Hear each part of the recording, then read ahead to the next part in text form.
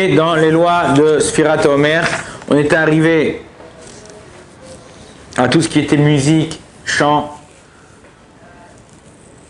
danse. On avait dit que même danser comme ça, pour rien, enfin sans une raison valable, pas pour une mitzvah, on n'avait pas le droit de danser, ok.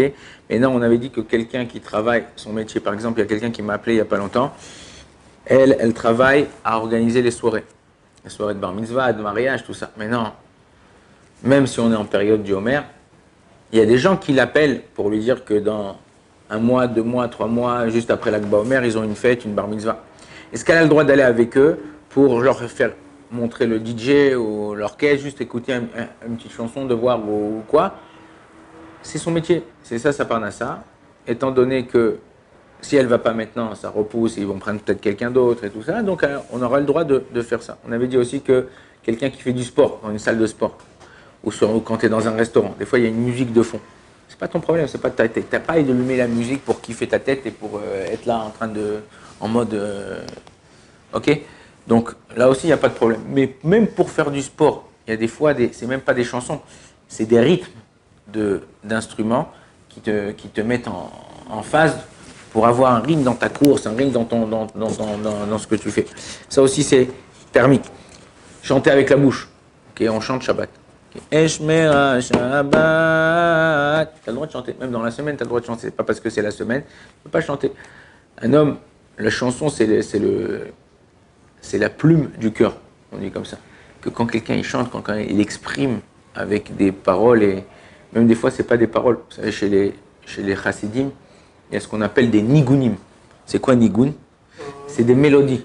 C'est des mélodies qui te transportent dans des sphères, on va dire. Alors, je dis pas des sphères, mais en tout cas, tu te rapproches d'Hachem. Des fois, selon la musique que tu écoutes, ton moral, il est affecté. Si tu écoutes des musiques de couples qu'ils ont cassé, des machins, je t'ai aimé, je peux plus trouver. Vas-y, le mec, il est en dépresse toute la journée. Vas-y, ok, d'accord. Mais si tu écoutes des musiques qui te donnent de la joie, qui donnent une sensation bonne, alors tu as envie de faire du bien, tu as envie d'être bien. Quand le mec il écoute des musiques, le mec il pleure toute la journée dans son micro, là, je sais pas ce qu'il a, on dirait. Il a. Je veux pas dire quoi, mais bon, bref. Il est pas bien dans sa tête, et ben tu te fais pas bien dans sa tête. Donc c'est important. Quand tu écoutes la musique, c'est important. La musique, c'est le Gaon de Vilna, je vous avais dit une fois. Il a dit que la musique, c'était la deuxième chose la plus spirituelle au monde après la Torah. C'est-à-dire que tellement que la musique, ça te propulse dans des trucs. Donc chanter avec la bouche, on a le droit de chanter, on peut chanter de fredonner, tout ça et tout, pendant la prière, pendant ce que tu veux, tu as le droit de chanter, tu es autant ton repas, tu veux chanter, truc. Surtout quand il y a en plus, s'il y a des gens, hier par exemple, il y avait quelqu'un qui a fait une si ou maséchet, tu peux mettre même de la musique, les chora, tu peux mettre de la musique, tu peux chanter, tout ça, c'est très très important. Ok, on avait parlé des chants, des shirim vocalim. Ouais, ça veut dire des chants sans musique, mais quelqu'un derrière qui fait des bruits avec sa bouche.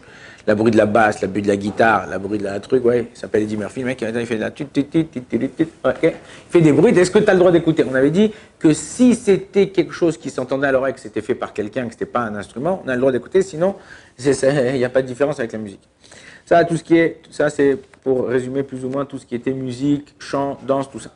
En ce qui concerne chez Riano, il y a beaucoup de personnes qui, je vous ai dit, ils s'embrouillent et entre deux périodes. La période de 17 Tammuz au 9 Av et la période de maintenant de...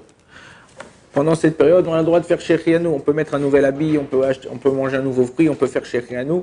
Le problème là-bas, puisque c'est un minag d'avelout, c'est pas une avelout comme on a là-bas. Ok. En ce qui concerne... chez Rianou, il y en a qui veulent être marméri, ils font chez Rianou le Shabbat, mettre leur nouvel habit le Shabbat, ou ils mangent le fruit nouveau le Shabbat. Mais si ça va passer, il y a une notion dans la halacha qui s'appelle mitzvah overet. C'est quoi mitzvah overet? C'est une mitzvah, si je la fais pas maintenant, elle passe. J'ai voyagé pour 2 jours au Maroc. J'arrive là-bas au chouk à Marrakech et je vois qu'il y a un fruit que j'ai jamais mangé de ma vie. Et non, je dis, non, c'est le Homer, je peux pas le manger, tout ça et tout. Mais moi, dans 2 jours, 24 heures, je m'en vais. Si je ne le mange pas, hop, j'ai fait. Et Akadosh Baruch Hu, il a dit, on a lu la semaine dernière, Torat Chaim, c'est une Torah de vie. La Torah, elle a été donnée pour kiffer. Alors, il y a des façons, il y a un mode d'emploi, comment kiffer.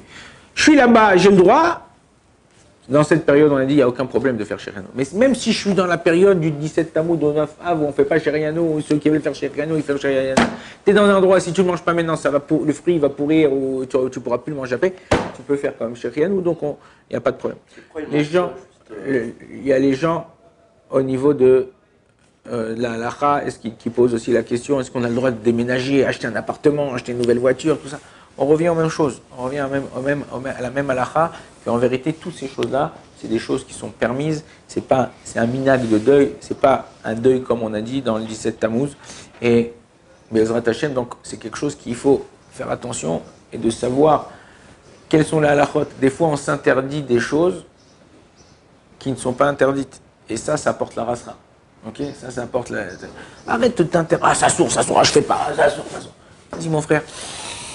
Respire fort, détends-toi, fais un petit sourire. Ok, j'ai une question. Je sais pas si c'est interdit ou c'est pas interdit. Même si tu penses que c'est interdit, tu penses. Pose la question. Pose la question.